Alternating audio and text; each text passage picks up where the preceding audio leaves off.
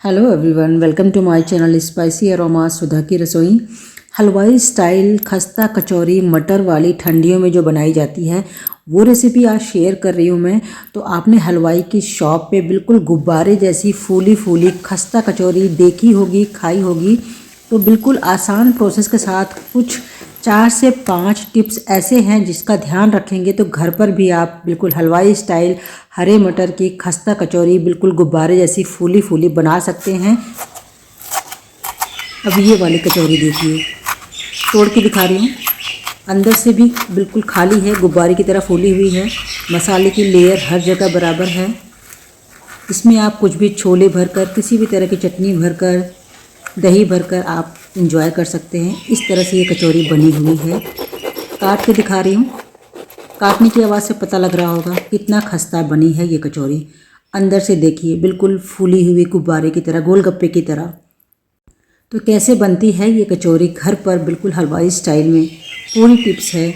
5 tips ऐसी है जिसे आप ध्यान रखेंगे तो घर पर बिल्कुल आसानी से आप भी हलवाई स्टाइल खस्ता कचौरी पा सकते हैं। वो इस फूली हुई खस्ता कचौरी को बनाने का कोई भी रॉकेट साइंस नहीं है, बहुत आसान है। बस 4 से 5 ज़रूरी चीज़ों का, टिप्स का ध्यान रखना है और आप भी बिल्कुल गुब्बारे जैसी फूली हुई खस्ता कचौरी बना सकते हैं। कौन से 5 टिप्स हैं कि आप प्रॉपर डो कैसे लगाएंगे, आटा कैसे लगाएं सही मोयन के साथ। नंबर 2, कचौरी का मसाला कैसा होना चाहिए और कितनी क्वांटिटी में भरना चाहिए। नंबर 3, सबसे इम्पोर्टेंट, आटा का कचौरी शेप देना और बिना एक्स्ट्रा आटा के लेयर के बिना कचौरी को सील करना। और लास्ट में ये ध्यान देना है कि सबसे ज़्यादा इम्पोर्टेंट जो है, तेल कितना गर्म होना चाहिए। शुरू से लेकर अंत तक कचौरी हमें खस्ता और गोलगप्पे ऐसी फूली बनाने के लिए फ्राई कैसे करना है। तो इस वीडियो में पूरी जानकारी मिलेगी आपको और आप पहली ही बार में हरे मटर की ठंडियों में गुब्बारे जैसी फूली खस्ता कचौरी बना पाएंगे। चलिए शुरू करते हैं बिना देरी किए इस रेसिपी को बनाना। तो सबसे पहले मैंने यहाँ पर लिया है 1.5 कप मैदा, जिसमें 1/4 टीस्पून मैंने सॉल्ट डाला है। मोयन के लिए देख लेते हैं, थोड़ा सा बीच में जगह बनाई है मैंने। मैं इसे रिफाइंड ऑयल, कुकिंग ऑयल के साथ मोयन देने जा रही हूँ। आप देसी घी के साथ भी, डालडा के साथ भी मोयन दे सकते हैं। पहले 1 टेबलस्पून मैंने डाला इस तेल को, फिर 1 टीस्पून डाला है 1.5 कप मैदा के साथ। अगर आप घी या मोयन, डालडा का मोयन दे रहे हैं तो 1 टेबलस्पून शुरू में डालें भर के, दूसरा टीस्पून नहीं यूज़ करेंगे और लास्ट में 1 टीस्पून और डाल सकते हैं। सबसे ज़रूरी है कि आप चेक कैसे करेंगे अच्छे से, तो पहले हाथ से रगड़ के मिक्स करेंगे। मैंने अभी 1 टीस्पून कुकिंग ऑयल और डाला है, तो मतलब 1 टेबलस्पून और 2 टीस्पून। मोयन सही है या नहीं चेक करेंगे तो इस तरह से मुट्ठी में बांधेंगे, वो अच्छे से बंध जाए और इस तरह से पीसेस में वो टूट के बिखरे तो समझिए आपका मोयन सही है। अब रूम टेम्परेचर पानी में इसे थोड़ा थोड़ा पानी डालते हुए गूँथ लेंगे। 1.5 कप मैदा के साथ मेरा जो पानी लगा है, 1/2 कप पानी लिया था मैंने, थोड़ा थोड़ा करके गूंदा है मैंने और 1 से 1.5 टेबलस्पून पानी बच गया है 1/2 कप पानी के साथ। जब ये मैदे का आटा अच्छे से इकट्ठा हो जाए तो इसे 5 मिनट अच्छे से मसलना है ताकि इसमें ग्लूटेन फॉर्म हो सके और ये स्ट्रेच फ्री हो सके, ताकि हम इसमें जब मसाला भरें तो ये अच्छे से फोल्ड हो सके, अच्छे से फैल सके, अच्छे से मसालों को अपने अंदर ले सके। कचौरी का आटा बनाने जा रहे हैं तो बहुत टाइट नहीं होना चाहिए और बहुत ज़्यादा ढीला नहीं होना चाहिए। नॉर्मली जैसे आप रोटी का आटा बनाते हैं उतना ढीला रखें। लास्ट में इस तरह से फोल्ड मारते हुए आप इसे ढक के रखेंगे एटलीस्ट आधा घंटा के लिए। तो हल्का सा मैंने नीचे ग्रीस किया है, ऊपर से थोड़ा सा ऑयल ग्रीस कर दिया है। अब एक कॉटन कपड़े के साथ, जो बिल्कुल पतला कॉटन का कपड़ा हो, उसे हल्का सा मॉइस्ट करेंगे, मतलब एक बार पानी डाल लें और पूरा पानी इसका निचोड़ लें, कपड़े में मॉइस्चर रहे पानी का, और उस तरह से इसे ढक देंगे और आधे घंटे के लिए छोड़ देंगे। जब तक आटा रेस्ट पे रखा है तब तक मसाले देख लेते हैं जो हमें इसके लिए, स्टफिंग के लिए मसाला तैयार करना है हरे मटर के साथ। अभी सबसे पहले सौंफ दिखाया मैंने, 1 टीस्पून साबुत धनिया, 1 टीस्पून, 1/2 टीस्पून जीरा लेंगे। 1 टेबलस्पून आप बारीक कटा हुआ लहसुन ले सकते हैं, 1 टेबलस्पून बारीक कटा हुआ हरी मिर्च, 1 टेबलस्पून बारीक कटा हुआ अदरक, और ये है 1.5 टेबलस्पून बेसन जो इसमें हम डालेंगे। 1/2 कप मैंने हरे मटर को दरदरा पीस के रख लिया है। पहले तो मैंने इसे मैनुअल चॉपर में चॉप किया, फिर मुझे बहुत मोटे मोटे पीसेस मिल गए, फिर मैंने इसे सिलबट्टे पे पीस लिया था, जो बहुत बारीक नहीं है। पानी बिल्कुल नहीं डाला है, बिना 1 बूंद पानी डाले मैंने इस मटर को पीस लिया है, जो कुछ हद तक दरदरा सा है। तो ऐसा ही पेस्ट आपको तैयार करना है इस कचौरी को बनाने के लिए, इसका मसाला बनाने के लिए हरे मटर का। सूखे मसाले देख लेते हैं। पाउडर में जो है तो half tea spoon chilli powder है, 1/4 टीस्पून चिल्ली फ्लेक्स है, गरम मसाला पाउडर है, चाट मसाला है, थोड़ी सी हल्दी है, हींग डालेंगे इसमें 1/4 टीस्पून। आगे बढ़ते हैं, मसाला बनाने की तैयारी करते हैं। एक पैन रख लिया है जिसमें मैंने सौंफ, साबुत धनिया, जीरा डाला है। ये मसाला ज़रूर डालें, ये इसके टेस्ट को बहुत एनहेंस करता है। बिल्कुल हलवाई स्टाइल जो कचौरी आपने खाई होगी वैसा ही फ्लेवर आपको मिलेगा। सौंफ और धनिया तो ज़रूर डालें, जीरा भी बिल्कुल इंक्लूड करें। इन तीनों को हल्का सा भून लेंगे, हल्की सी इसमें गर्माहट आ जाए, मतलब करारापन आ जाए, उतना ही भुनेंगे और फिर इसे हम दरदरा सा पीस लेंगे। तो यहाँ पर मैंने भून के निकाल लिया है। तो आगे बढ़ती हूँ। उसी पैन में मैंने 2 टेबल स्पून इसमें ऑयल डाला है, 2 से 2.5 टेबल स्पून आप इसमें ऑयल डाल सकते हैं। ये रहा मसाला जो मैंने साबुत धनिया, जीरा और सौंफ को भून के दरदरा पीस लिया है। तेल गरम हो चुका है यहाँ पर, और यहाँ पर कटा हुआ लहसुन ऐड कर दिया है। हल्का सा लहसुन को फ्राई करेंगे, हल्का सा कलर चेंज आ जाए। उसके बाद यहाँ पे कटा हुआ अदरक डाल दिया है। इसको भी कुछ 1 मिनट के लिए सौते कर लेंगे मीडियम फ्लेम पे, और इसके बाद आप इस पर हरी मिर्च डाल दें। हरी मिर्च को भी इसमें फ्राई कर लेंगे, अच्छे से तेल में पका लेंगे। अब यहाँ पे 1/4 टीस्पून के बराबर आप हींग डाल सकते हैं। अब यहाँ पे मैंने जो दरदरा पीसा था, भुना हुआ साबुत मसाला जो दरदरा पीस लिया था, सौंफ, धनिया और जीरा को, वो ऐड कर दिया है और इसमें सूखे मसाले ऐड कर दिए हैं। कुछ 1 मिनट ही भुनेंगे। अब इसमें बेसन मैंने 1.5 टेबल स्पून डाला है। मसाले के भुन जाने के बाद मसाला बिल्कुल भी जलने ना पाए, इसका ध्यान रखें। कुछ 30 सेकंड के लिए मैंने यहाँ पर बेसन को भून लिया है। तेल थोड़ा सा मुझे कम लगा तो 1 टेबल स्पून और डाल दिया है। तो बिल्कुल 3 टेबल स्पून आप शुरू से ऑयल डाल सकते हैं। अब जैसे ही बेसन भून गया तेल में अच्छे से, कुछ 1 मिनट के लिए धीमी आंच पर बेसन को भुनेंगे, और बस इसके बाद मैंने इसमें ऐड कर दिया है दरदरा पीसा हुआ, बहुत ज़्यादा मोटा मोटा भी ना हो और बिल्कुल बारीक भी ना हो मटर के दाने, इस तरह से आपको पीसना है, बिल्कुल बिना पानी डाले आपको इसे पीसना है। अब यहाँ पे सॉल्ट डाल दिया है टेस्ट के हिसाब से। अब आपको यहाँ पे ये ध्यान देना है कि इसकी भुनाई कैसे करनी है। बिल्कुल इसका मॉइस्चर निकाल देना है। अगर इसका मॉइस्चर रहेगा तो हमारी जो कचौरी है ज़्यादा देर तक खस्ता नहीं रहेगी। अंदर के मसाले में मॉइस्चर रहेगा तो कचौरी जल्दी सौगी हो जाएगी, ज़्यादा देर तक खस्ता नहीं रहेगी। तो आपकी कचौरी ज़्यादा देर तक खस्ता रहे, इसके लिए ध्यान रखें कि आपका मसाला ड्राई होना चाहिए, बहुत ज़्यादा ड्राई भी नहीं कि बिल्कुल सूखा ही हो जाए, बस उसमें से हरे मटर का पूरी तरह से मॉइस्चर निकल जाए। जब आप फ्राई कर रहे हैं तो आप देखें कि आपका मसाला इकट्ठा हो रहा है पैन में, वो हल्का से तेल की चमक आ गई है, मॉइस्चर पूरी तरह से ख़त्म हो गया जैसा कि आप अभी देख रहे हैं। और लास्ट में मैंने धनिया पत्ता डाल दिया है और इसमें अच्छे से मिक्स कर दिया है, और यहाँ पर मसाला तैयार है। इसे अलग बर्तन में निकाल लें और इसे ठंडा होने के लिए छोड़ दें। तो रूम टेम्परेचर में आने देंगे इस मसाला को। आगे देखते हैं, आटा को भी रेस्ट दिए हुए पूरे आधे घंटे से ऊपर हो चुके हैं। आटा काफ़ी हद तक सॉफ्ट हो चुका है। मैदे के आटे में ग्लूटेन काफ़ी होता है, उसे हमें मसल के फॉर्म करना पड़ता है। अभी मैं स्ट्रेच कर रही हूँ तो थोड़ा सा हल्का सा उसमें टूट रहा है, इसे और मसलेंगे।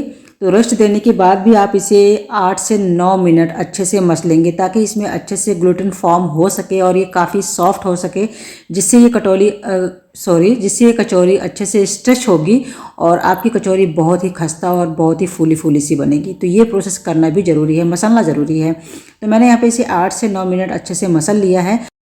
अब मैं इसे वापस स्ट्रेच करके दिखा रही हूँ। पहले स्ट्रेच करके दिखाया था, बीच में वो काफ़ी टूट रहा था, अब ये काफ़ी लंबा खींच रहा है और बिल्कुल टूट नहीं रहा है। तो ये आटा बिल्कुल परफेक्टली तैयार है कचौरी बनाने के लिए। इसे इस तरह से कट करके डिवाइड कर लेते हैं। तो अभी 4 पीसेस से मुझे पूरे अच्छे से डिवाइड मिले हैं, एक छोटा पीस अलग निकला है।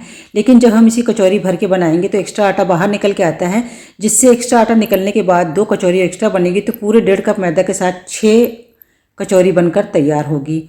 तो यहाँ पे इस तरह से गोल गोल करके मैंने पेड़े तैयार कर लिए हैं। अब मसाला लेते हैं। मसाला रूम टेम्परेचर में आ चुका है। अब सबसे ज़रूरी बात है ध्यान देने वाली कि यहाँ पर मसाला हमें कितना भरना है। मसाला बहुत ठूस ठूस कर नहीं भरना है, इससे कचौरी को फूलने की जगह नहीं मिलेगी, कचौरी फट जाएगी और बिल्कुल नहीं फूलेगी। मसाला का बॉल्स मैंने तैयार कर लिया है। इतने मसाला अभी बच गए हैं। 6 बॉल्स के साथ, 6 कचौरी के साथ 6 बॉल्स मैंने निकाल लिए हैं। अब यहाँ पर सबसे ध्यान देने वाली बात है कि आपकी कचौरी फूली फूली बने। जो बॉल्स मैदे वाली हैं उसका साइज़ देखिए और मसाले वाले बॉल्स की साइज़ देखिए, आधे से भी कम है। बिल्कुल इतना ही भरना है, पूरा फ्लेवर आएगा मसाले का। बिल्कुल ऐसा नहीं लगेगा कि आपने कम मसाला भरा है। तो आपकी जो कचौरी है बिल्कुल गुब्बारे की तरह फूले। तो मसाला देखना, मसाला भरना इंपॉर्टेंट है कि आप कितना भर रहे हैं। अब मैंने मसाला इसमें डाल दिया है कटोरी नुमा शेप बना के। अब आप इसे सील कैसे करेंगे? तो इस तरह से अंगूठे और उंगली के बीच में आप पकड़ेंगे इसे और इस तरह से दबाते हुए बॉल्स को ऊपर करेंगे और एक्स्ट्रा आटा नीचे जाता रहेगा और फिर इस तरह से घुमाएंगे। आप देख रहे हैं, इस तरह से घुमाएंगे। इससे ये अच्छे से सील हो जाएगा बिना किसी कट के, बिना किसी निशान के। बस इसे इस तरह से दबा देना है और इस तरह से सील कर देना है। तो कहीं भी मार्क नहीं है कि कहाँ से खुला हुआ है ये। इस तरह से आपको इस मसालों को भर के इस तरह से सील कर देना है। तो ये प्रोसेस करना ज़रूरी है, जिससे आपकी कचौरी फटेगी नहीं और फूली फूली बनेगी।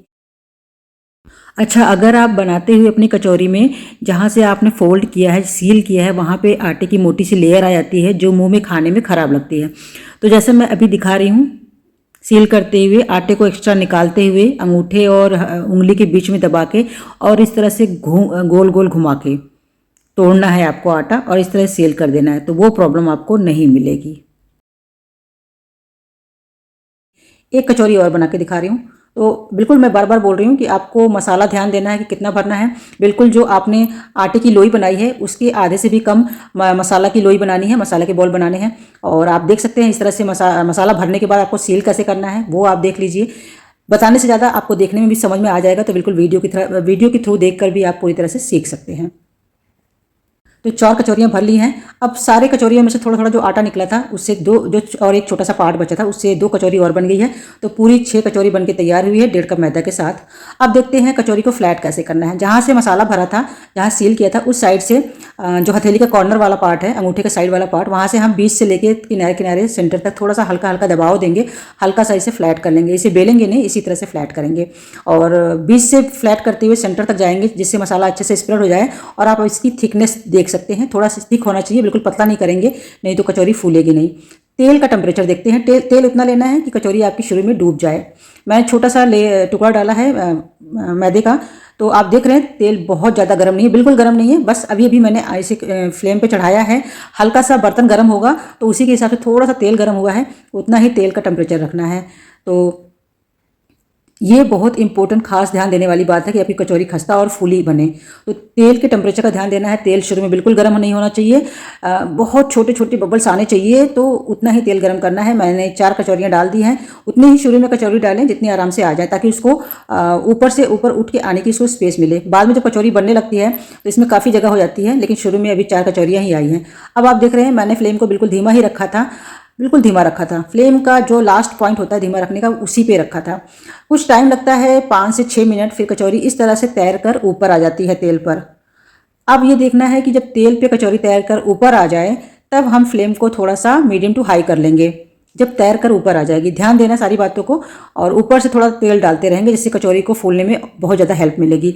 तो स्पेस रहेगा आपको इस तरह से कड़छी से लेके, क्योंकि जब तैर के ऊपर आती है तो फिर वो डूबती नहीं है, शुरू में डूबी रहती है, लेकिन जब तैर के ऊपर आती है तो ऊपर का लेयर बिल्कुल तेल के ऊपर होता है। तो थोड़ा थोड़ा तेल आप डाल सकते हैं इस तरह से, जैसे मैंने दिखाया। अब आप देख सकते हैं कचौरियाँ फूल गई हैं।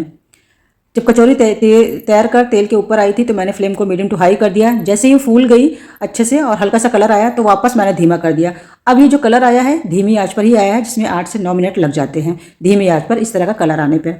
तो एक बिल्कुल सुनहरा सा लाइट वाला कलर आ गया है, लेकिन थोड़ा सा इसे डार्क कलर और देना है, जैसे कि आपने हलवाई की शॉप पर देखा होगा। तो लास्ट में आपको एक बार हाई फ्लेम कर देना है और कुछ 3 से 4 मिनट के लिए इस पर हल्का सा डार्क करना है सुनहरे कलर को। तो बस यहाँ पे देख रहे हैं बिल्कुल गुब्बारे की तरह, गोलगप्पे की तरह कचौरियाँ फूली है और मैंने इसे तेल से बाहर निकाल लिया है। इसी तरह से सारी कचौरियाँ आप बना लेंगे। यहाँ पे 4 कचौरियाँ बनके तैयार हैं और आप देख सकते हैं बिल्कुल गुब्बारे की तरह फूली हुई है। आवाज़ सुन सकते हैं, बिल्कुल खस्ता बनी है। और आपने ऐसा ही कुछ टेक्सचर, ऐसा ही कुछ शेप देखा होगा हलवाई की शॉप पे भी, तो बिल्कुल घर पे भी आप इसे आसानी से बना सकते हैं। कुछ बातें अगर आपके दिमाग से मिस हो जाती हैं तो शुरू से एक बार वीडियो को वापस देख सकते हैं। आटा गूंदने से लेके तेल के टेम्परेचर तक, शुरू में तेल का टेम्परेचर कैसा होना चाहिए, कचौरी तैर कर ऊपर आ जाए, फिर मैंने कितना किया था, लास्ट में कैसे किया था कलर देने के लिए। तो बस इन सब सारी चीज़ों का ध्यान रखना है आपको और आपकी खस्ता कचौरी फूली फूली घर पर तैयार है। तो बस इस ठंडी आग में बनाइए हरे मटर की कचौरी। और आज की रेसिपी जरा सी भी पसंद आई हो, आपकी मेरी वीडियो पसंद आई हो तो लाइक ज़रूर करिएगा। और ऐसी आगे बहुत सारी रेसिपीज़ पाने के लिए मेरे चैनल को सब्सक्राइब करना बिल्कुल मत भूलिएगा। साथ के साथ बेल आइकन बटन दबाइएगा जिससे आगे आने वाली नई वीडियो की नोटिफिकेशन आपको मिल पाए और आप मेरी नई वीडियो मिस ना कर पाएँ। मिलती हूँ अगली वीडियो में। Till then take care of yourself. Bye bye.